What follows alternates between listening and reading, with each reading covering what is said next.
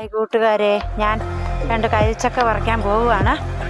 കൈച്ചക്ക പറിച്ചുകൊണ്ട് വന്നിട്ട് നമുക്ക് ജ്യൂസ് അടിക്കാം. നല്ല നാടൻ കൈതച്ചക്ക നമുക്ക് ജ്യൂസ് അടിക്കാം, ജാം ഉണ്ടാക്കാം, അങ്ങനെ ഒത്തിരി വിഭവങ്ങൾ ഉണ്ടാക്കാം. നമ്മുടെ കേക്ക് ഉണ്ടാക്കുമ്പോൾ അതിന് ചേർക്കാം. ഞാനിതാ കൈതത്തോട്ടത്തിലെത്തി. നമ്മുടെ സ്വന്തം കൈതത്തോട്ടം. ഞാൻ പറിക്കട്ടെ. ഹായ്, നിങ്ങൾക്ക് ജാമൊക്കെ ഇങ്ങനെ ഉണ്ടാക്കാൻ കൈച്ചക്ക പറിച്ചിട്ട്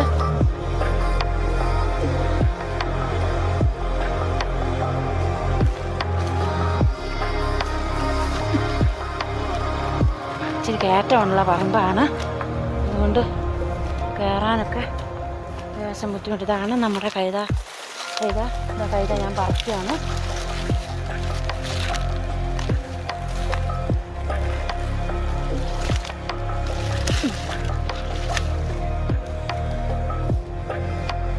നമ്മുടെ കൈച്ചക്ക നമുക്ക് ആവശ്യത്തിന് കൈച്ചക്ക കിട്ടിയിട്ടുണ്ട്.